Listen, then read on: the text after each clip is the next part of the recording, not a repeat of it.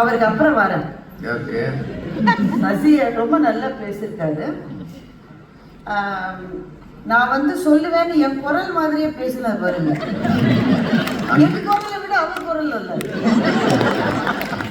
ஜனங்க கை தட்டுறாங்கன்றதுக்காக என்ன வேணாலும் சொல்லிடுறதா அப்படின்னு நான் கேட்க போறது. பேசுனது நீங்களா அவரானே? ஏன்னா ஜனங்க கை தட்டுறதுக்காகவே அவர் இன்னைக்கு பேசல. அவ்வளவு இலக்கிய பூர்வமாக இந்த தலைப்பை நாங்க ஒரு 3-4 தடவை பேசியிருக்கோம் வேற வேற இடங்கள்ல. இவ்வளவு தூரம் இலக்கிய தரத்தோடு இந்த தலைப்பை இதுவரை யாரும் அணுகியதே இல்லை. சசிதான் போல பேசினாலும் சசி பாரதியாகி விட முடியாது. சசியாக நானும் மாற முடியாது, நானாக அவரும் மாற முடியாது. அதுதான் உண்மைக்கும் பொய்க்கும் இருக்கிற வித்தியாசம்.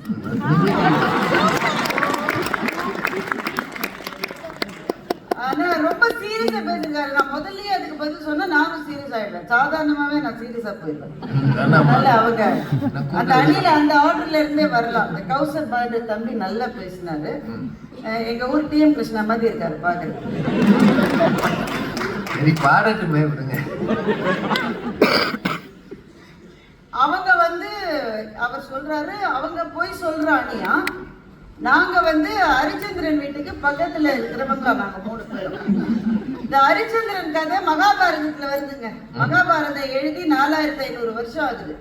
4500 வருஷத்துக்கு முன்னாடி ஹரிச்சந்திரன் வீட்டு பக்கத்துல இருந்ததை பார்த்தாலும்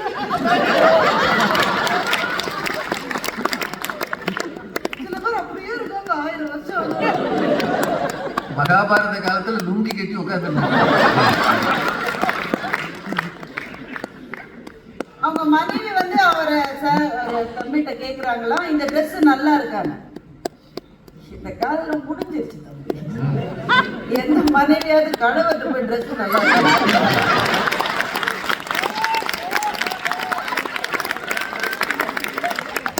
கொஞ்சம் சைக்காலஜியே தெரியாம வளர்றீங்கன்னு தெரியும்.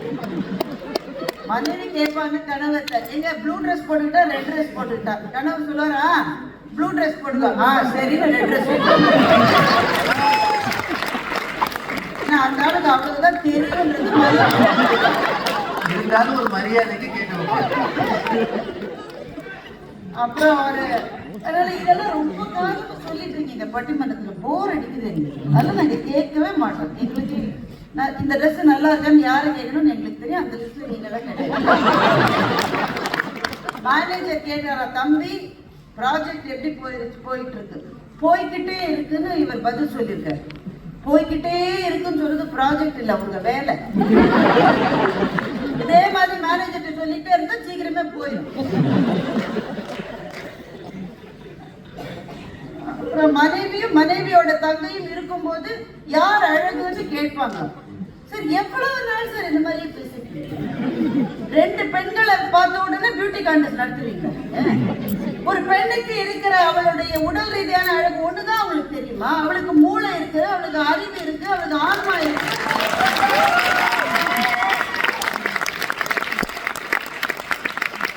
எத்தனை ஆண்கள் மனைவியினுடைய தங்கையை பற்றி அவர் தன்னுடைய பிள்ளை மாதிரி, தன்னுடைய குழந்தை மாதிரி நினைச்சு வளர்க்கிற எவ்வளவோ ஆண்களை நீங்கள் இந்த அரங்கத்திலே கொஞ்சம் ஆண்களை நல்லவங்க இருக்காங்க. நீங்களே கெடுத்துட்டீங்க. உங்க தாத்தாவை பத்தி சொன்னாரு. அது ஒரு நெகிழ்ச்சியான செய்தி. சொல்லும் போது அவருக்கு ஒரு சின்ன விரட்டு வந்து, நீங்களா கவனிச்சீங்களான்னு தெரியல. கவனிச்சீங்களா? தாத்தாவை பத்தி சொல்ற போது அவர் என்ன சொன்னாரு, வாழற நாள் தெரிஞ்சு போச்சுன்னா சாகிற நாள் நடனம். சாகிற நாள் தெரிஞ்சு போனா வாழற நாள் நரகம் ஆயிடுன்றதுதான் போய் சொன்னா இப்படிதான் ஆகும்.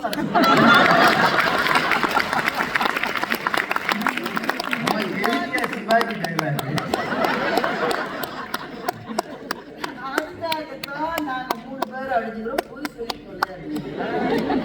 மறந்து போயிடும், டென்ஷன் ஆயிடும். ரொம்ப புத்திசாலிதாங்க போய் சொல்லலாம். நாங்கெல்லாம் இல்லை, நாங்க ஒத்துக்கணும்.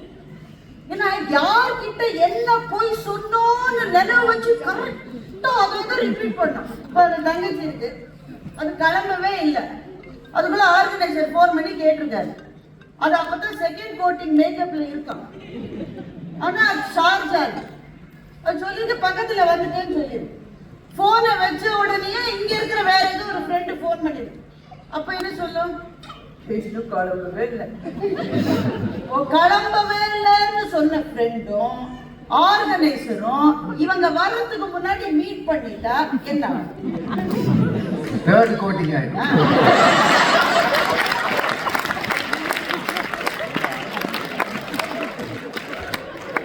இந்த கழுதைக்கு தான் கெஞ்சரும் சொல்லாதீங்க, மாட்டிட்டீங்க, அசிங்கமா இருக்கும், கேவலமா இருக்கும்.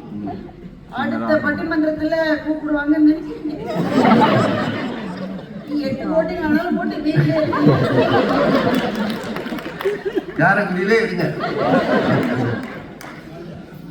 அப்ப கணவர் இறந்து போனது மகனின் எக்ஸாம் கருதி போய் இல்லையே, தள்ளி சொல்லுதல். அந்த நேரத்துல சொல்லவே வைங்க. அந்த பையனால அது எப்படி தாங்க முடியும்? இவ்வளவு நாள் சொல்லலன்றத அந்த பையனுடைய மனத்தை பாதிக்காது. உண்மையை நீங்கள் மறைக்கிற போது பொய் சொல்லுகிறவருக்கு அந்த நேரத்துல நீங்க எஸ்கேப் பண்ணணும்னு நினைக்கிறீங்க, எஸ்கேப்பும் ஆயிடுவீங்க. ஆனால் ஒருவேளை நீங்கள் சொன்னது பொய் என்று தெரிந்தால் என்ன தெரியுமா பிரச்சனை? It's not about you lying, it's about the fact that I can't trust you anymore. அதுதான் பிரச்சனை. நீ ரொம்ப சின்ன பொய் தான் சாமி சொன்ன, நீ சின்ன பொய் தான் நீ சொன்ன. ஆனா அது போய் நான் கண்டுபிடிச்சிட்டேன். அதுக்கப்புறம் நீ எவ்வளவு பெரிய உண்மையை சொன்னாலும் நான் நம்ப மாட்டேன். அந்த பொண்ணு நல்லா பேசிச்சு. பஞ்சதந்திர படத்துல நண்பனுக்காக பொய் சொல்லக்கூடாது, உயிரையே கொடுப்போம். அந்த படத்துல நண்பனுக்காக பொய் சொன்ன கமலஹாசன் 4 நண்பர்களும் கைவிட்டார்கள் என்பதுதான படம். பாத்தீங்களா இல்லையா அந்த படத்தை? கடைசி வரைக்கும் படம் பாருமா.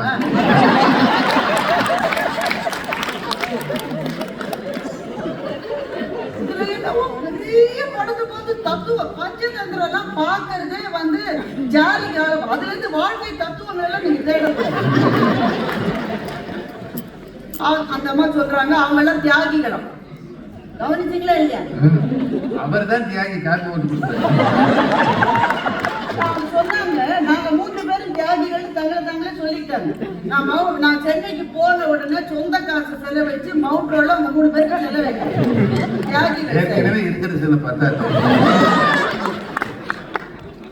இல்ல, இவங்க பதில் சொல்லிட்டாங்க. இருந்தாலும் என் மனசு ஆறு. அதனால நானும் பதில் சொல்லணும். இந்த ஒரு காத்து மேல காத்து கீழே காத்து சைடுல காத்து ரைட்ல திருக்குறள் உங்களுக்கு இந்த மாதிரி பாட்டு நீங்க நினைச்சப்போ மாத்துறதுக்கு சார், திருக்குறளை மாத்துறதுக்கு ஒருத்தர் ட்ரை பண்ணாரு தெரியுமா? உண்மை சார், இது வரலாறு. இது உண்மை. நான் சொல்றது திருக்குறளை மாற்று ஒரு வெள்ளைக்காரர் ஒருத்தர் மதுரையில கலெக்டரா இருந்தாரு. திருக்குறள் கொஞ்சம் தப்பா இருக்குன்னு அவருக்கு தோணிச்சு. உடனே நான் திருக்குறள் எல்லாம் தமிழ் கத்துட்டு இருந்தாரு. திருக்குறளை கொஞ்சம் மாத்தி எழுதி அதை கொண்டு போய் மாபெரும் தமிழ் புலவரான தியாகராச செட்டியாரிடம் கொண்டு போய் கொடுத்தாரு. அது நான் திருக்குறள் எல்லாம் நான் மாத்தி எழுதியிருக்கேன். அவர் சொன்னாரா, திருக்குறள் அந்த தாயில்லா பிள்ளையா வரவன் போறவன தலையில தட்டத்துக்கு அந்த வெள்ளக்காரருக்கு பிறகு நம்ம துபாய்காரர்கிட்ட அவ்வளவு திருக்குறள் புத்தகத்தை வாங்கி எரிச்சார். அவர் ஏற்கனவே மாத்தி எழுதி பதிப்பிச்சுட்டாருல்ல, அதெல்லாம் இவர் வாங்கிட்டாராம். வாங்கி அத்தனையும் எரிச்சிருக்காரு. சிலவற்றை மாற்றக்கூடாது, மாற்றுவோம் என்ற நினைவே அதற்கு நீங்கள் செய்கிற துரோகம். நீங்க பட்டிமன்றத்துல ஏதாவது சொல்லிடப்படு ஜனங்க கை தட்டுறாங்கன்றதுக்காக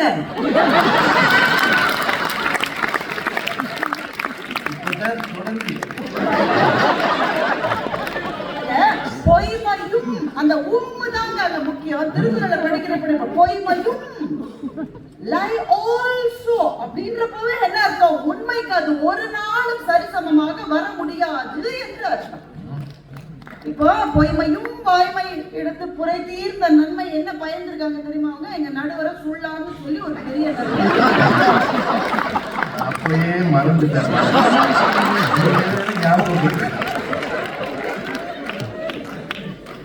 அப்புறம் இவங்க சொல்லுவாங்க, நாமெல்லாம் ஒண்ணுமே தெரியாத ஈனவானவன், நாமெல்லாம் நம்புவோம்.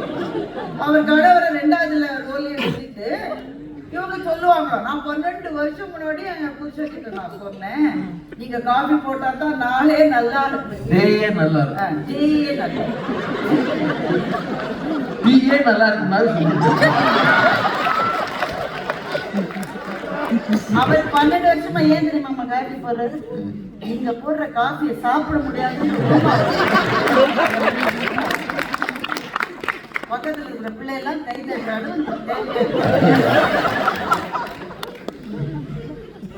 அந்த 1000 போய் அவங்க அன்பே சுகமா, கோபங்கள் சுகமா, ஒரு பொய்கள் எல்லாம் சுகமா. பொய் இல்லாமல் காதல் எவ்வளவு நாள் இதே சொல்லிட்டு.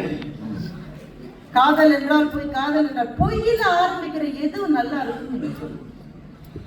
காதல் என்பது திருமணத்துல போய் முடியணும்னு நினைக்கிறோம்.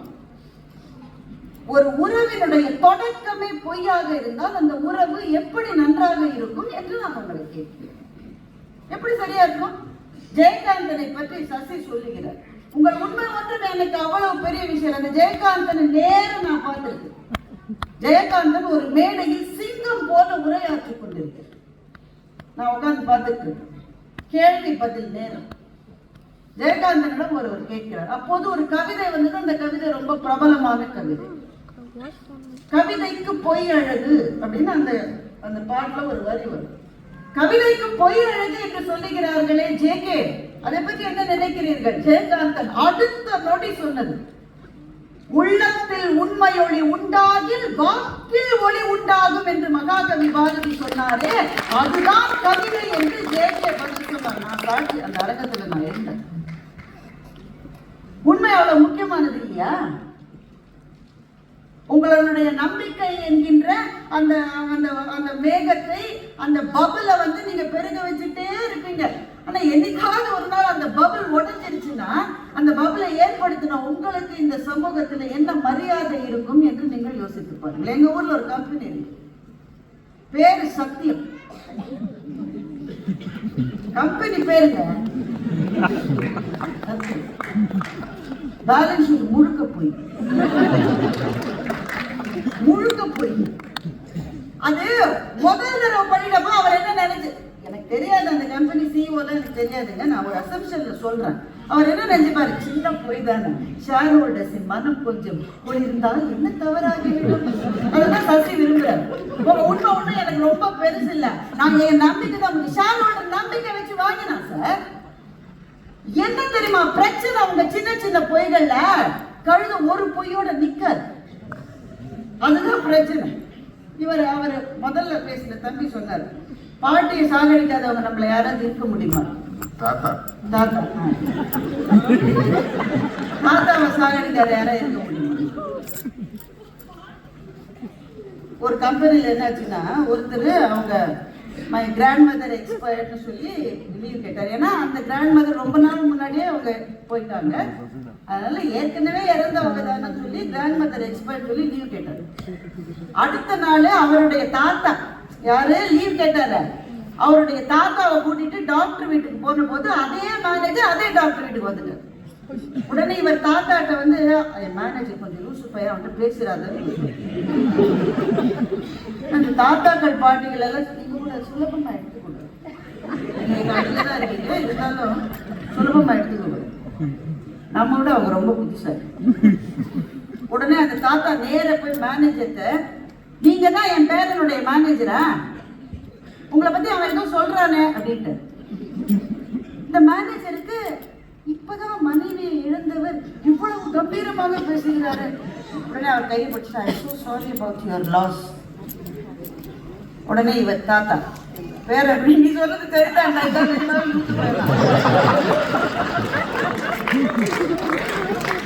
இதுக்கு அப்புறம் தான் வேலை போகும்.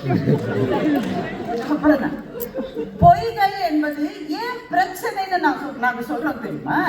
நீங்க நினைக்காத நேரத்துல போய் உங்களை காட்டி விட்டுரும். அந்த சத்தியம் என்ன நடந்ததுன்னா, முதல் வருஷம் சொன்னது சின்ன போய் தான், அடுத்த வருஷம் பேலன்ஸ் ஷீட்ல முதல் வருஷம் போய் மறைக்கிறதுக்காக இன்னும் கொஞ்சம் பெருசா சொல்ல வேண்டியது, மூணாவது வருஷம் அதை விட பெருசு, ஒரு கட்டத்துல ரொம்ப பெருசாயிருச்சு. இனிமே அதை காப்பாற்றவே முடியாதுன்ற போது பாதிக்கப்பட்டது நம்பிக்கை.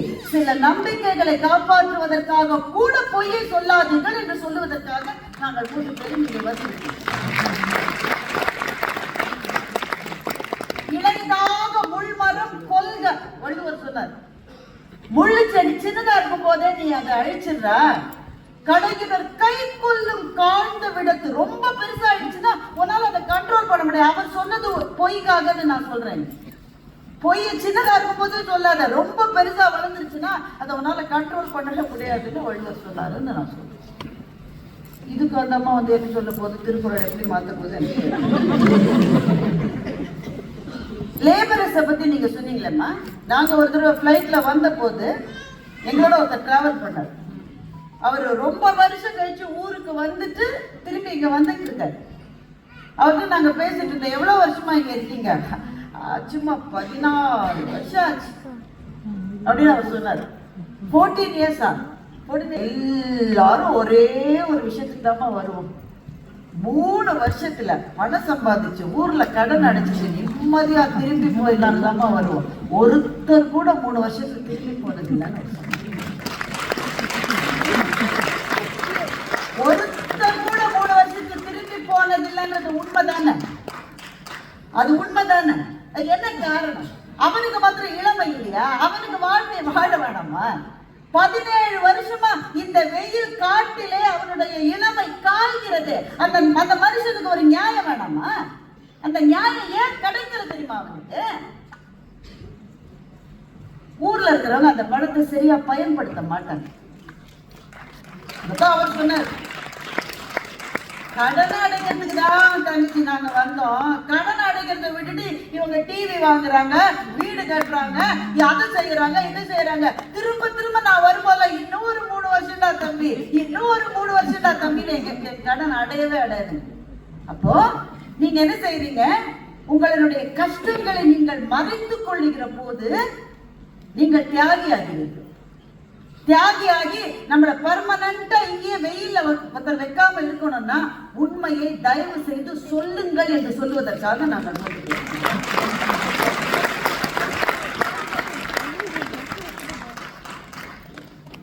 அப்புறம் அவரு சசி பேசும்போது சொன்னாரு, மனசுல இருந்து பேசுவது அறிவில் இருந்து. மனசுன்றது எங்க சார் இருக்கு?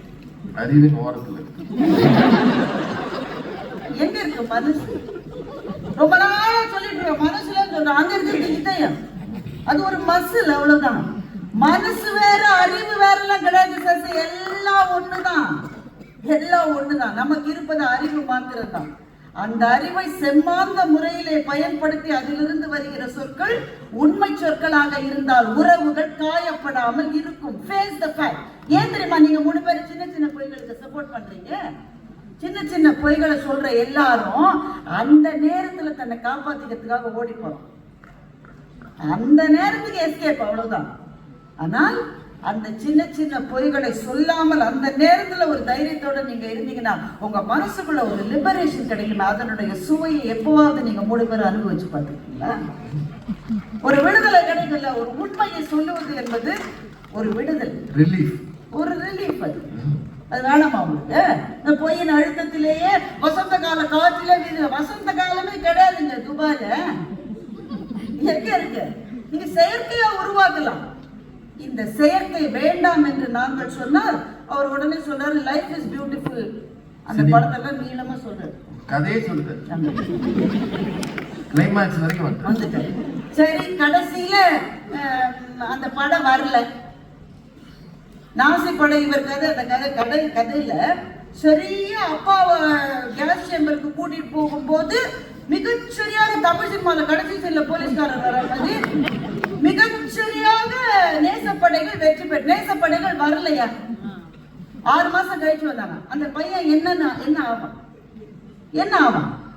சில சினிமாக்களுக்காக சில கவித்துவங்கள் இருக்கலாம். வாழ்க்கையில பிள்ளைகளை அப்படி வளர்க்காதீங்க தயவு செய்து. நீங்க படுற கஷ்டங்களை உங்க பிள்ளைகளுக்கு நீங்கள் சொல்லி சொல்லி சொல்லி தான் வளர்க்க வேண்டும். அப்பா அம்மா அவர் சசி பேசும்போது ஒரு வார்த்தை சொன்ன, நீங்க கவனிச்சீங்களா? விவசாயி வான்மழைக்காக காத்திருப்பது போல சொன்னாரா இல்லையா? கவனிச்சுக்கு தானே? வான்மழை பொய்த்து போன விவசாயி அதுக்கு ஒரு லாங்குவேஜ் வச்சிருக்கான். மழை இல்லைன்னா அதுக்கு ஒரு லாங்குவேஜ் வச்சிருக்கான். மழை பொய்த்து போனாலும் சொல்லலாம், மழை கூட பொய் சொல்லக்கூடாது சார். அப்பதான் விவசாயினுடைய வாழ்க்கை நல்லா.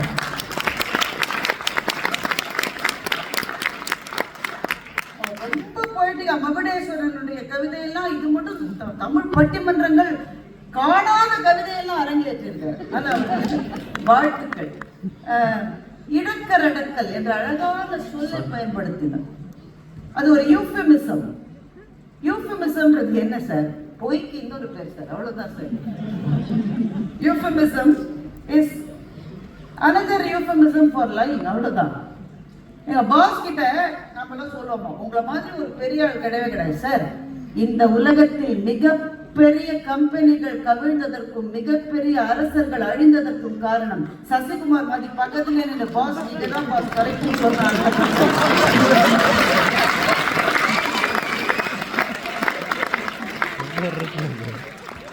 கம்பனை பற்றி இந்த மேடையில பேசிருக்கோம். கம்பன் சொல்றான், அமைச்சர்கள் தசரதனுக்கு எப்படி இருந்தார்கள்னு சொல்றோம். அமைச்சர்கள் தசரதனுக்கு எப்படி அமைஞ்சாங்கன்னு. அவர் தலைமகன் கோபப்பட்டால் கூட நீ செய்வது சரியில்லை என்று சொல்லுகிற அமைச்சர்களை தயரதன் பெற்றான் என்று கம்பன் எழுதினார். உயிர் போனாலும் கூட உண்மையை சொல்லுவேன் என்ற அமைச்சர்கள் இருந்ததனால் நல்ல ஆட்சி. அப்ப ராவணனுடைய ஆட்சி எப்படி பிழையா போச்சு? மகாகவி பாரதி எழுதுறான், பண்டோர் ராவணனும் சீதைதனை கொண்டு போய் இலங்கை தனில் வைத்து இது சரியானு கேட்ட போது தக்கடுவீர் செய்தீர் ஐயா, தர்மத்துக்கு இச்செய்கை ஒக்கும் என கூறி உகர்த்தனராம் சாத்திரிமார். சாத்திரிமார்னா அங்க மந்திரிகள் சொன்னாங்களா ராவணன் ஐயடி செஞ்சுதான் கரெக்ட். யாரு? நம்ம சசிகுமார் மாதிரி.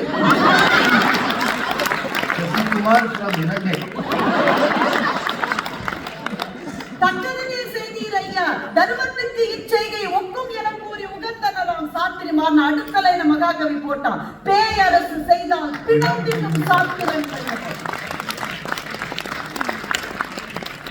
பக்கத்துல இருக்கிறவருடைய ஒரே duty, let your boss know that what he is doing is not correct. அத நீ செய்யலனா நீ ஒரு வேலை போயிரு, நீ பயப்படுற. அப்ப அந்த 3 பேரும் தங்களை காப்பாற்றிக் கொள்வதற்காக பேச வந்திருக்கிறவர். என் வேலை போனாலும் பரவாயில்ல, இந்த நிறுவனத்துல வேலை செய்யற ஆயிரக்கணக்கான பேருடைய வாழ்க்கை போகக்கூடாது உண்மையை சொன்னால. அப்படிப்பட்டவர்களை பக்கத்திலே வைத்திருக்கிற பிசினஸ் தான் இருக்கும். அந்த சிஓ தான் உருப்படுவோம். அந்த அரசாங்கங்கள் தான் சரியா நடக்கும். நாங்க முடிக்கிறோம். மகுடேஸ்வரனுடைய கவிதை பத்தி என்ன சொன்னீங்க சசி? நானும் அந்த பாப்பா கேக்குது, நான் ஏன் இந்த போட்டோல இல்லை? இந்த காலத்து பாப்பால தெளிவா இருக்குங்க, தெளிவர். I was not born then. அழகா உங்களுக்கு தெரியணும் கூட சொல்லுங்க. பழைய கவிதையெல்லாம் எதுக்கு? அது நமக்கு கிளாஸ் எடுக்குது. இவர் வந்து அது பாப்பா கேட்டோ அதனுடைய மனசு இதுல என்ன கண்ணோவே. அப்ப நீ பிறக்கலன்னா அதுக்கு மனசு வந்துருமா உடனே? எங்களை சவட்டி அடிச்சாங்க, அப்பவே எங்க மனசு என்னதுக்கு மயிலங்களை தடவிட்டே இருக்கீங்க உங்க பிள்ளைகளை? Let them face reality. என்ன சொல்லணும் நீங்க? You are not born then. What do you mean by that? Sir நான் உனக்கு புரியும்போது சொல்றேன். புரியுற சார், பிள்ளைகளுக்கு நீங்க புரியுற வயசுல புரியுற மாதிரி சொல்லாததுனாலதான் சார் பிரச்சனையே வருது.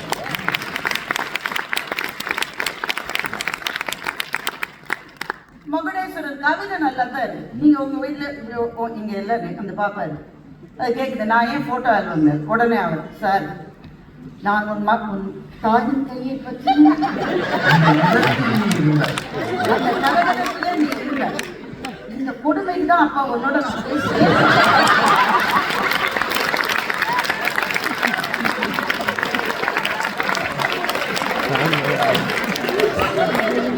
நல்லா இருக்க பிள்ளைக்கு புரியுமா?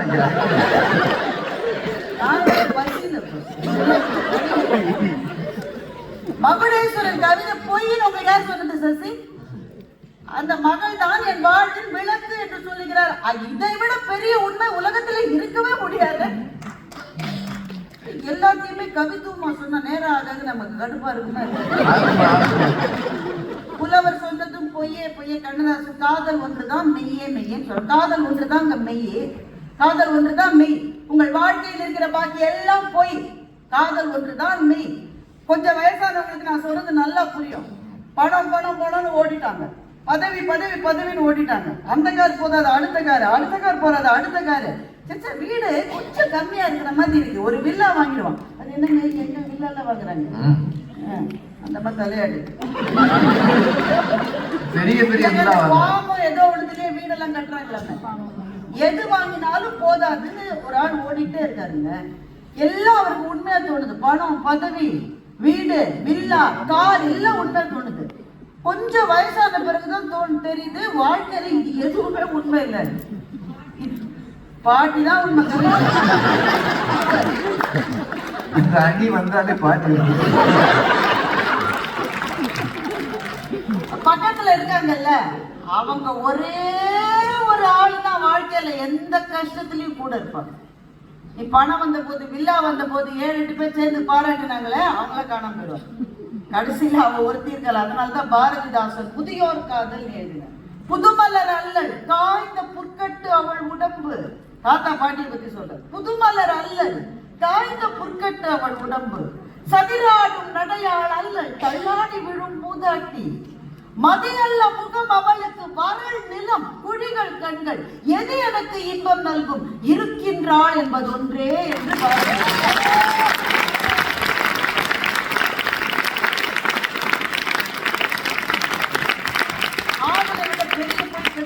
சொல்ற ஆட்கள் எல்லாம் காதல் இன்னும் சிக்காத ஆட்கள். அது ஒன்றுதான் உண்மை. சிக்கி தோத்து போனார். பாலச்சந்தர் படத்துல நிறைய காட்சி இருக்கு. அதுக்காக சாருக்கு என்னுடைய நெஞ்சம் நிறைந்த பாராட்டுகள். காலத்துக்கு முந்தி சிந்தித்தவர் பாலச்சந்தர். புன்னகைன்னு ஒரு படம் எடுத்தார்.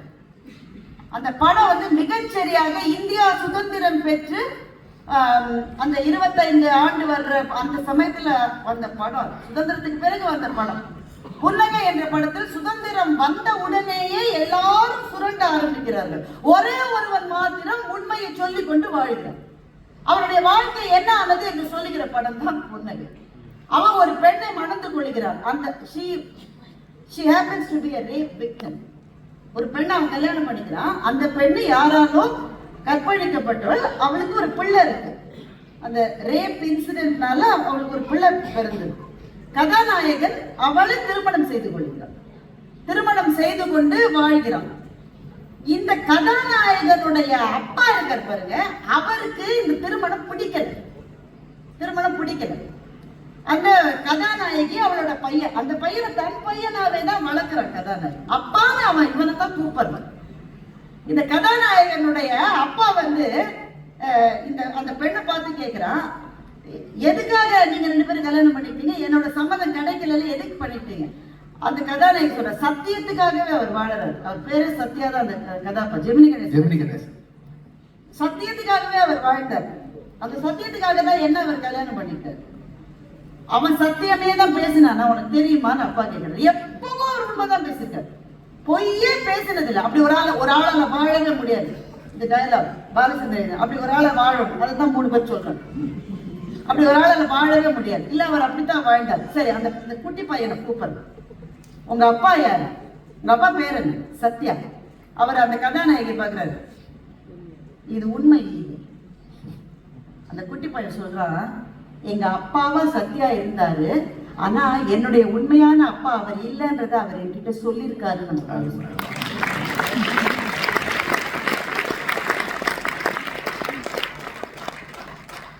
இதுதான் சார் உண்மை. எதையும் சொல்லுவதற்கு என் நெஞ்சத்துக்குள்ளே அறம் இருக்கிறது. அந்த அறம் எனக்கு தைரியம் தருகிறது. அந்த தைரியத்தின் துணை கொண்டு நான் உண்மையை சொல்லுகிற போது உலகத்தில் அத்தனை பேரில் யாரை பார்த்தும் பயமில்லாத வாழ்க்கையை நான் வாழ்கிறேனே, அதுதான் உண்மை நமக்கு தருவது. எதிரணியில் இருக்கிற 3 பேரை பற்றி மாத்திரம் அல்ல, சமூகத்தை பற்றி எனக்கு ஒரு பிரச்சனை. எதையெல்லாம் விழுமியங்கள் என்று நாம் கொண்டாடுகிறோமோ, போற்றுகிறோமோ, பாராட்டுகிறோமோ, அதை காப்பாற்ற வேண்டும் என்று குலை நடுங்க பிரார்த்தனை செய்கிறோமோ, இதெல்லாம் என்னங்க இருக்கு? பேங்கல் ஒரு படம் வந்திருக்குங்க. என்ன வேணா ஆகலாம் ஒரு பொண்ணு, எப்படி வேணா சொல்லலாம். இதுலெல்லாம் என்ன பாஸ் தப்பு இருக்கு? கொஞ்சம் அப்படி இப்படி இருந்தா என்ன பாஸ்? இப்படி நீங்க ரிலாக்ஸ் பண்ணிட்டே போனீங்கன்னா ஒரு காலகட்டத்தில் விழுமியங்கள் என்றும் வேல்யூஸ் என்றும் எதுவுமே இல்லாத ஒரு சமூகம் தான் நமக்கு நிச்சயம்.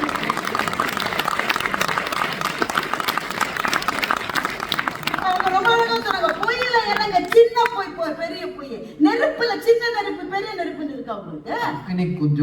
அக்கினி குஞ்சொன்று கண்டேன், அதை ஆங்கார் காட்டடை பொந்திடை வைத்தேன், வெண்ண தணிந்தது காடு கடல் வீரத்தில் குஞ்சென்றும் மூப்பென்றும் உண்டோ. நம் மகாகவி பாரு. நெருப்புன்னு வந்த சின்ன நெருப்பு என்னடா பெரிய நெருப்பு என்னடா, ரெண்டும் ஒண்ணுதான். இப்பொய் சின்ன சின்ன பொய் சொல்றதுனால மற்றவங்களுக்கு பிரச்சனை எல்லாம் நாங்க சொல்லவே வரலைங்க. அவங்க 3 பேர் தலைவர் சரியா புரிஞ்சு மற்றவங்களுக்கு பிரச்சனைன்னு நாங்க சொல்லல. மற்றவர்கள் மனம் நிம்மதி அடைவதற்காக அவங்க நிம்மதி அடைறாங்களா, நீ நிம்மதியா இருக்கியான்னு அவங்க கேட்கணும். நீ நிம்மதியா இருக்கியான்னு கேட்க சொல்லிட்டேன்ல, சொல்லிட்டேன். நீ நிம்மதியா இருக்கியா? அது தெரிஞ்சிருப்போம் பக்கு பக்கு பக்குன்னு அடிக்குது இல்ல. ஒரு பொய்ய மறைக்க 100 பொய் சொல்றல, 100 பேருக்கு 100 பொய் சொன்ன யார் யார்கிட்ட என்னென்ன பொய் சொன்னோன்னு நினைவு வச்சுக்க முடியாம நீ தடுமாறல. இதெல்லாம் உனக்கு தேவையான அந்தந்த நேரத்துல உண்மையை சொல்றவனுக்கு சுமையே கிடையாது. Because he doesn't have to remember anything. ஆனா பொய் சொன்னவனுக்கு எல்லாத்தையும் நினைவு வச்சுக்கணும். எல்லாவற்றையும் நினைவுகளாக சுமந்து கொண்டு வருத்தப்பட்டு பாரம் சுமக்கிற அந்த 3 பேரா பாரங்களே இல்லாமல் தைரியமாக உலகத்தை எதிர்நோக்குகிற திராணியும் தெம்பும் இருக்கிற நாங்கள் 3 பேராக என்ற முடிவை நடுவரிடம் வைத்துவிட்டு